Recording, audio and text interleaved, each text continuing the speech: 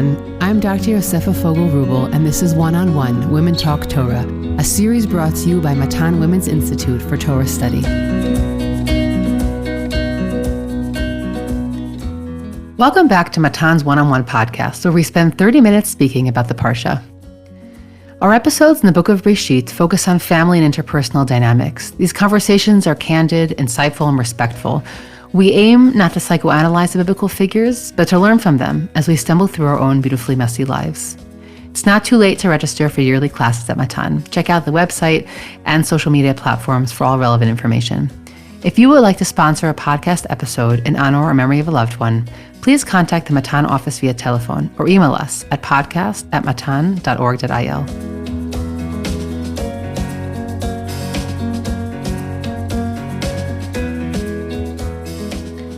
Parshat Vayera opens with Sarah's receival of the news of Yitzchak's future birth.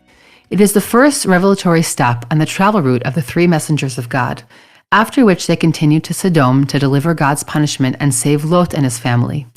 Avraham then engages in a divine debate, arguing with God's attribute of judgment. It is a monumental passage reminding us that the job of a righteous person is to oppose that which seems unjust. While we may not always prevail, there is change invoked in the world when people protest in the name of morality. We then read the second "she's really my sister" story, a tactic Avraham repeats upon reaching Gerar. And then Yitzchak is born, and we are thrown into a whirlwind of narratives.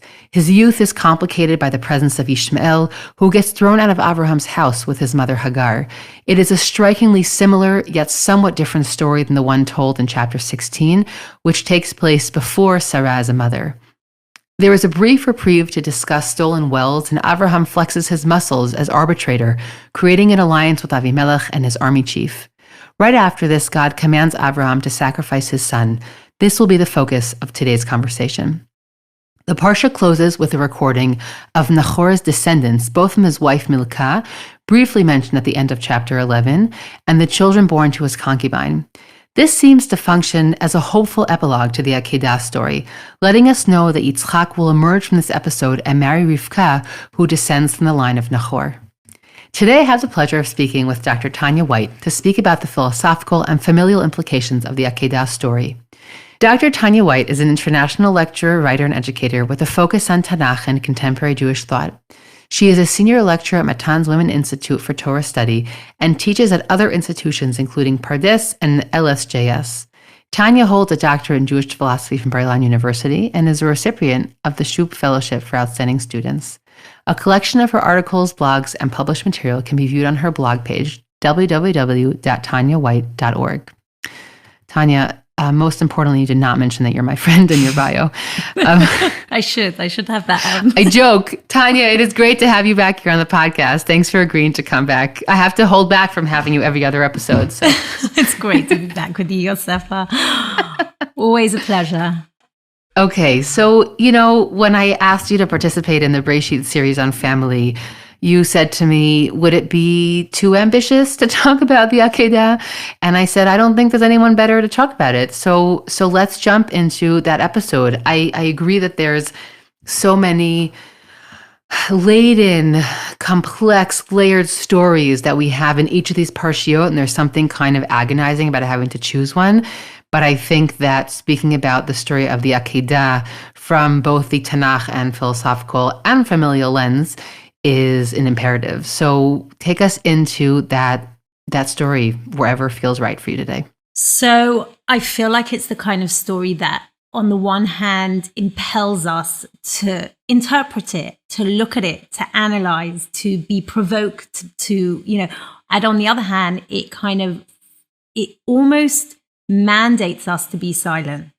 It's like, in a sense, I see Avraham's silence and the silence that we hear so resounding in the text as he walks up the mountain. I almost feel like that in itself is a mandate to the reader.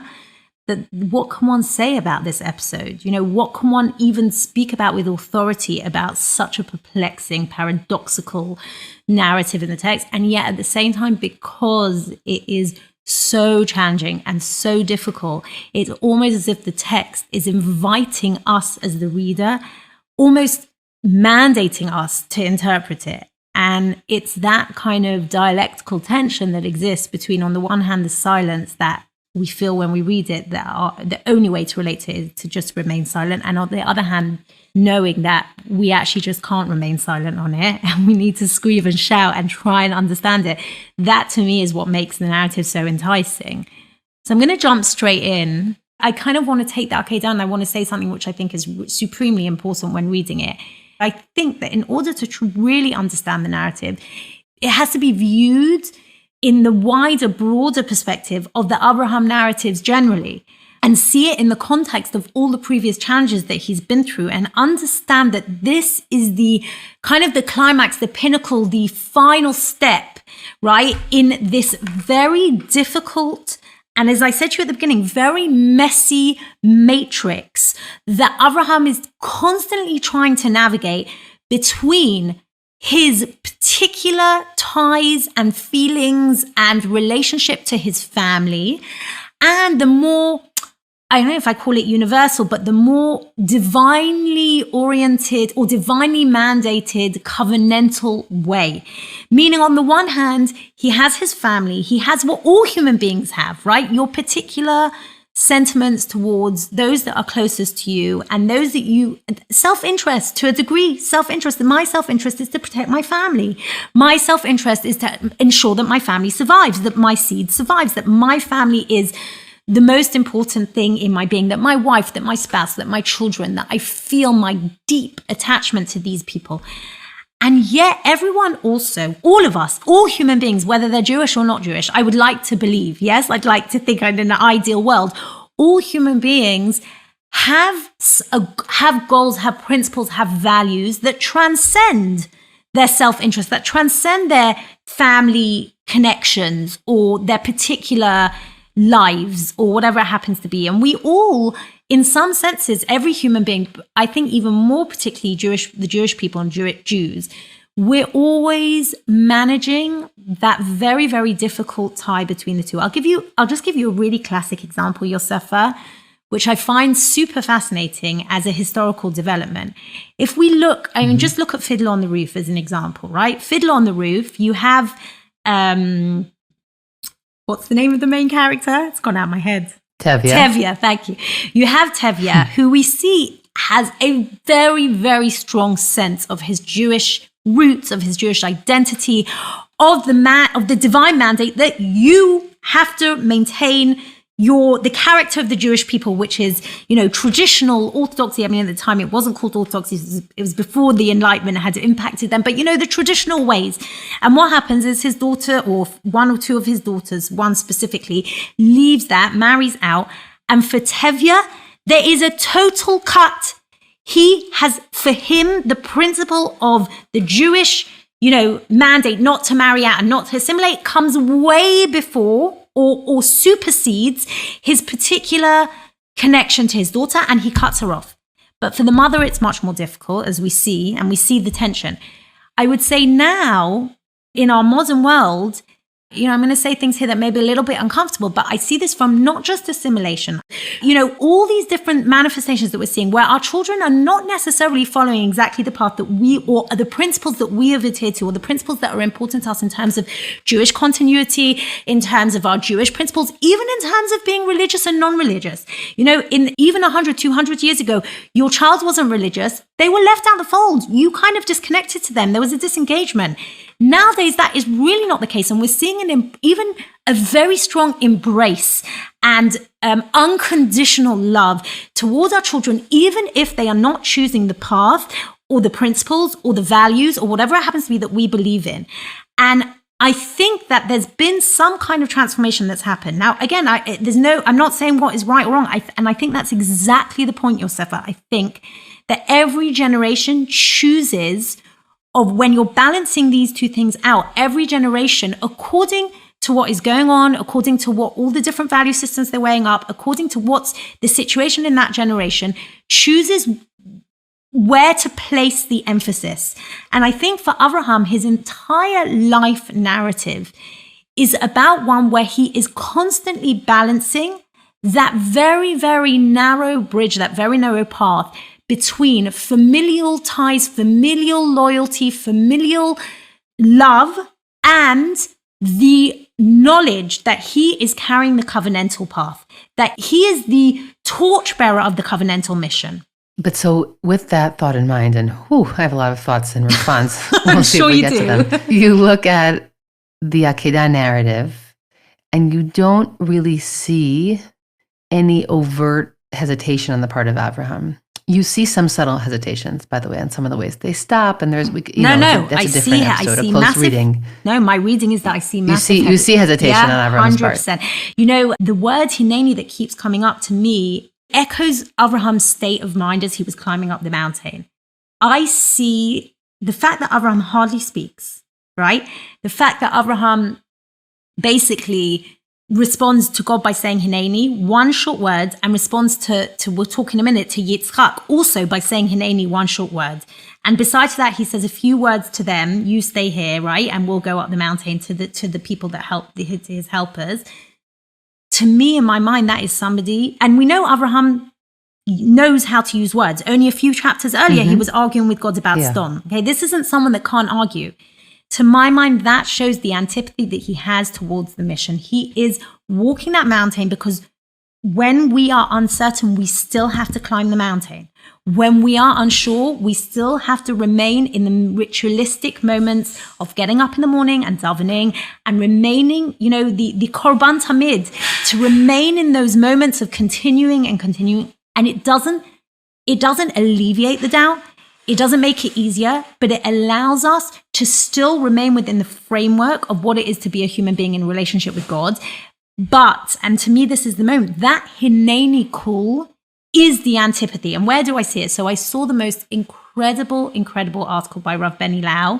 It's actually in a fascinating book called Akedat Yitzchak Lizar'ah. It was a book of essays that were put together in memory of someone who died at one point, I think, in battle. And it's a Hebrew book. And in the book, he writes an article and he says that Avraham is being pulled between the two hinenis.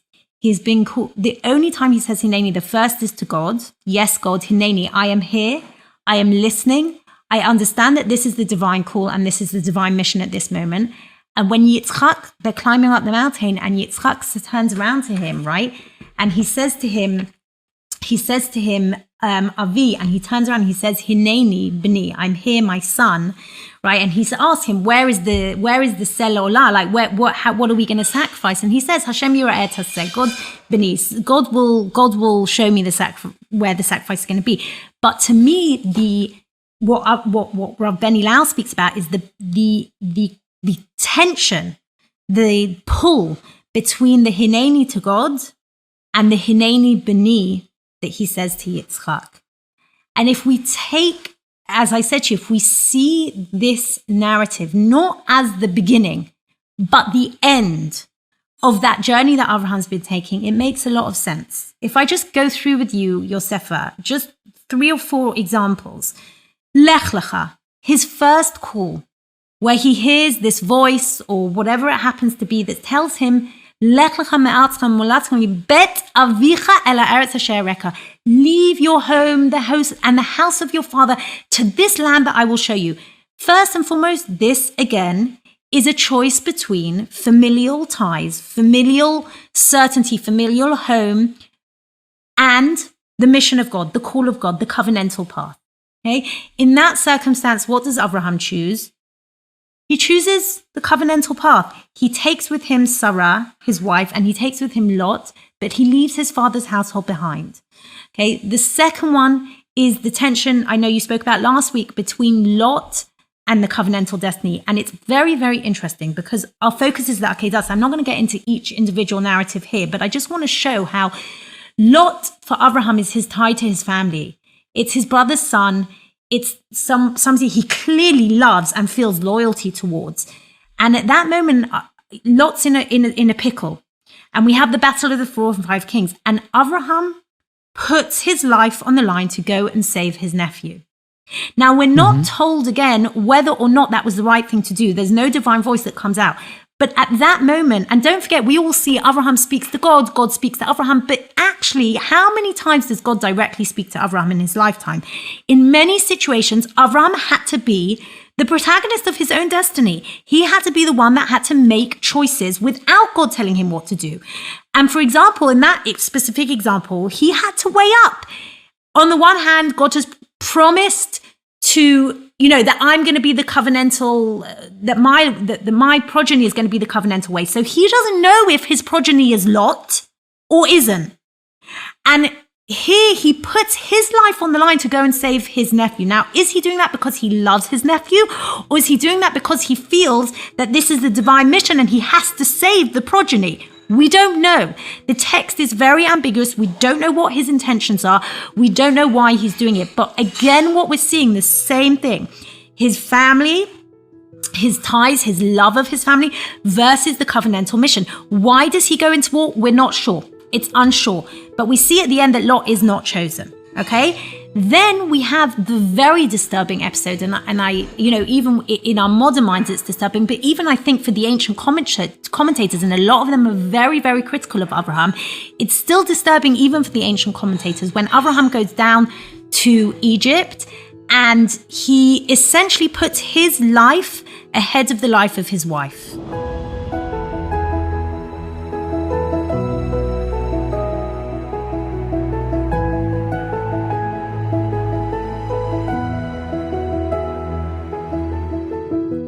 So when Sarah and Avraham go down to Egypt, Avraham chooses to put his life, which is essentially the covenantal mission, ahead of the life of his wife, Sarah. He pretends that Sarah is his wife, knowing that she's going to be taken, knowing that she's going to be, taken to the king and essentially have sexual relations not with him. The king is going to force her and that's the way it's going to be. And again, we ask the question, did he make the right call? Now, there's a lot to say here. And I think that a lot of the narrative that we see later where Sarah calls Hagar HaMitzri, and it comes up again and again. I mean, in my mind, that is very much referring back to that time in Egypt where Sarah is perhaps, maybe there's a certain bitterness towards Avraham that I know that they chose perhaps to do it together and Avraham, and she knew about it before they went. But very often we make decisions or we agree to something and then once they actually materialize and come, it's much more difficult to swallow. And I think that, again, we don't know if it was the right or the wrong call. And as I said to you, some of the commentators are particularly critical of Avraham at that moment. Did he choose by choosing God's path and his survival? Was that the right call? Or should he have ethically and morally been loyal to his wife and understand and empathetic towards what she would go through? Then we have again the story of Yishmael and Hagar, and Avraham does not want them to go into exile. He does not want them to leave. And he says that to Sarah. He chooses this time round. Maybe he saw how he had made a mistake in Egypt. And again, by the way, in Gra, when he goes to Avimelech, maybe he understood that he made a mistake. And this time he says, no, this time I'm not going to make the same mistake. I'm choosing my family over the voice of my wife. This time my family, my son is important. And then God turns around to him and says, listen to the voice of your wife.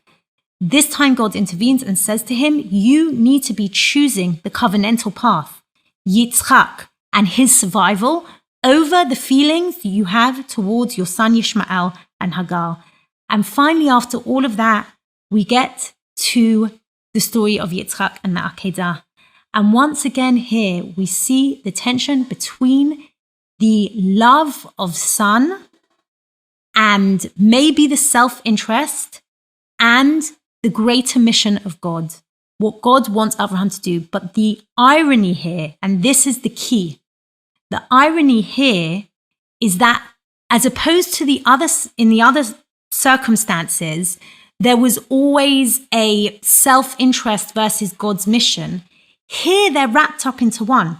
Here it seems to be that the survival of his own destiny, of the covenantal mission, is also asking to be sacrificed. God is saying to him, not only am I asking you to listen to my voice and to listen to the covenantal destiny, I'm actually asking you, Avraham, to kind of self-sacrifice and sacrifice the covenantal mission by killing your son. And that's why I think this is the most confusing task for Avraham, and it's the most difficult.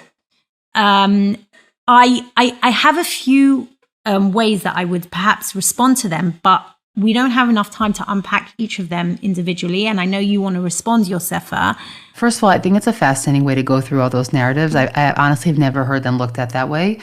And I think that there's obviously so much to say about each of those examples. But Dafka, when I look at the story of the Akedah, I agree that the conflict comes to its greatest height here because both listening to God is wrapped up, as you said, with the personal and the covenantal become one in this example. However, what you have here that you don't have in any other narrative, to also call back that Fiddler on the Roof example, is that here Avraham is able in the end to achieve both. Meaning in the end, Avraham achieves both because he both listens to God, but God doesn't make him go through with it. So he both demonstrates his loyalty because he has no idea that God's going to recall the commandment, but he also gets to preserve his son, who is both obviously who he loves and also going to be the fulfillment of the covenantal promise. So Dafka, in this narrative, which is the most complex, we see that you're able to do both. And just to continue that thought one more step, which is that I think one of the greatest differences between, let's say, pre-modern thought, and we'll use, again, Fiddler on the Roof as our example, well, you have to choose. They're either in or out, right? They either stay or they have to go. I think the biggest difference is that in the challenges that people present today within the family structure, within the religious family fabric, we don't necessarily feel anymore that we have to make either or choices. We're discovering that also psychologically, perhaps the most sound way to keep a family still together is to find somewhere in between. That, well, my child isn't going along that path that I had envisioned, but you know what? Maybe they're making certain choices about their life or feel they have to live a certain way, but they themselves don't want to get rid of the baby with the bathwater. So we live in a time where our thinking and our religious fabric, I think, has progressed enough that we don't have to make such stark choices anymore. And we can find some sort of middle ground where we can live in a way that both keeps people in and keeps us devoted to our family. And I think that might be the paradigm that the Akedah story has to offer us. Yosefa, I promise you, for those listening, Yosefa and I did not discuss this before. I sent her 3 or 4 points. And we were going freestyle. I didn't know what she was going to say. Did not discuss it. And this is why we're friends, right? Because she literally took the words out of my mouth. I think what you're saying is 100% right. And again, it's way beyond the scope of just this podcast to be able to develop my idea. Maybe, Yosefa, I wrote an article a while ago on the Times of Israel that develops this idea of the Akedah as the idea of the development of Yirat Elokim. And in my mind, that's really kind of the key to unpacking the Akedah, is what God says to Avraham at the end, Ki ati yadati ki yirat Elokim ata, now I know that you're God-fearing. And if we look at the very preceding story, which is the story of Avimelech and Gral, where Avraham says to him, I didn't tell you she was my sister because there's no Yirat Elokim. And if we look at all the other places where we see Yirat Elokim, we see it as a very deep moral, universal moral and ethical conscious code, or codes of consciousness, right? Which is like this very universal moral, ethical way of human beings without having a need for divine authority or religiousness or whatever it happens to be.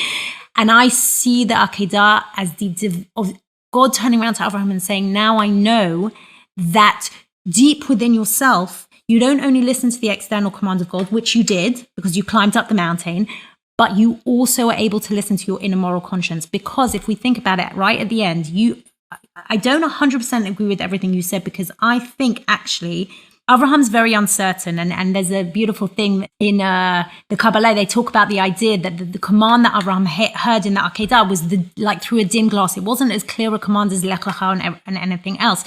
Avraham was very uncertain, and he climbs up the mountain. But ultimately, what makes him the hero of the story, in my mind, is that he hears the voice of the Malach Hashem. Now, why would he adhere to a voice of a Malach that tells him not to kill his son when the original voice was God's that told him, do kill your son? And the reason, in my mind, is that Avraham is open to all possibilities, that he knows that something here is not sitting comfortable. And yet he still climbs because that's what we do as religious people. But he is constantly open to hearing other possibilities, other responses. And that's why not only does he hear the voice of the Malach, but he lifts his eyes and he sees the ayal, which is caught in the thicket, right? The ram that's caught in the thicket. He wouldn't have seen that ram had he not had his eyes, as it says, right? He lifted up his eyes were lifted up. And I think that in a sense, the Akedah acts exactly as you said. And in our generation, I think one of the beauties of postmodernism, and there's many, many, many negatives and many ills to the postmodernist outlook. However, I think one thing that postmodernism has brought to us is the ability to look at endless possibilities, to look at different paradigms, to be able to shift paradigm, to know that maybe there isn't only one way of seeing things. And to a degree, when I think about this idea of navigating a path between all the divine will and the divine mission and the divine voice, all our human ethics or humanitarian morality or whatever you want to call it, maybe it doesn't have to be one or the other. Maybe the beauty is that we should be open to hearing all the voices. Maybe we shouldn't have certitude in one particular paradigm or one particular position, but what I think this generation needs to do is to win back curiosity. I think one of the problems is that we are all living, and certainly in America, even more so than here in Israel, but it's definitely coming here, is the polarization of society. We live in echo chambers of social media. We only hear our own positions. And one of the keys to remedying that situation is to be curious. And I think that in a sense, what Avraham represents, he represents curiosity.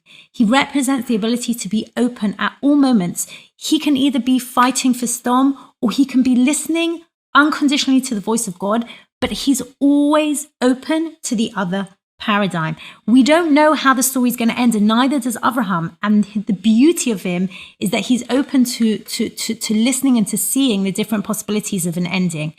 And I'll just finish your Sefer with, I think, some of the most beautiful commentaries on the Akedah happen to be the commentaries from the Hasidic dynasty, the Sfat Emet, the Imre Emet, and they all speak about this idea of the challenge of the Akedah was that Avraham had to go with the deepest, most profound, strongest love ever that he had for Yitzchak, meaning every time Hashem said to him, it says to him, Kach et bincha yichidecha asher ahavta. Every time he makes it greater and greater, the love that Avraham feels for Yitzchak becomes greater and greater. And Dafka, what the Hasidic commentators say is that the greatness of Avraham was that he didn't detach the ethical from the divine command. On the contrary, and even the Midrashim that talk about the idea that why did Yitzchak go blind? Because the teardrops of the Malachim dropped into his eyes.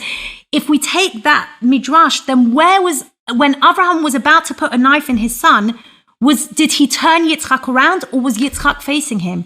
And the answer is, according to that Midrash, Yitzchak was facing him. And if we go according to the Hasidic commentaries, it makes 100% sense because he felt such a great love for his son. Even at the moment where he was about to sacrifice him, he had him eye to eye with him. He never let him go. Shnehem nahalchu yachdav. Twice it says something. They go together. There was such a deep connection that he did not let go. Unlike Hagar, where in the Midbar, when Yishmael is crying, she turns kenegdo. She turns away from him. She detaches the ethical from the fate, right? What's going to be, what God's gzerah is.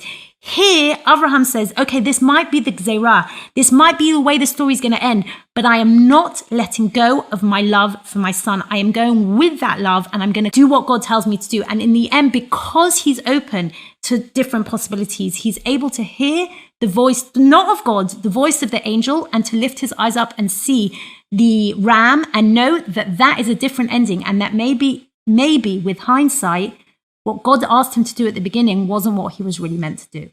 So there's many different readings here. This is just one reading, but I think it plays well. It's right. There's so many layers. Obviously, I said to you, it was a challenge to even speak about the Akedah, and I really come to it from a place of, I mean this in the sense of deep humility of presenting this way of looking at it, because I don't know if it's right, wrong, who knows? But I think that it deserves to be really really unpacked. And this is just kind of my way of unpacking it. And I'm relying here also on Rav Ben Ilan and traditional commentaries and Hasidic commentaries, and I'm trying to tie them all in together. Again, I come to it really from a place of humility. And I say to yourself, I don't know if it is a genuinely if it sits comfortably as an interpretation.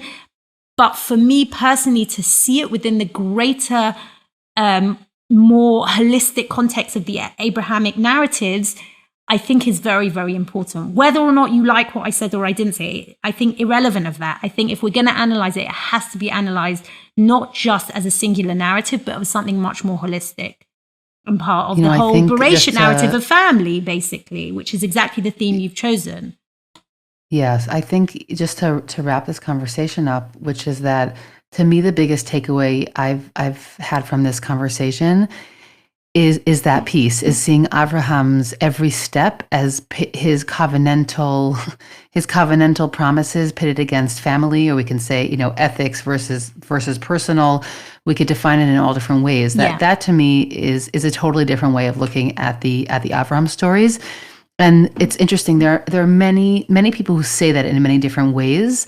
You can also say it as, how does one sort of balance your awareness of being part of a divine plan versus living on a human plane? Like that's another way that others introduce this kind of tension that speak about it. But I think that really noticing that theme, the theme of him constantly being pitted against his family, but that Avraham also makes different choices. They replace that God almost never tells him what to do. Yeah. Which brings us back to this piece of Sefer Breishit constantly presents us with examples that sometimes hit the mark and sometimes don't hit the mark. And I think that also what you really emphasized in the Akedah narrative is the lack of knowing whether Avraham was what was right? Or when did God command, hoping that Avraham might say no? Meaning we have opened up all these possibilities of reading this. When you read it and you're younger, you say, wow, God said something, Avraham did it. You learn about the 10 or 11 tests that Avraham had, and he did it and he accomplished it.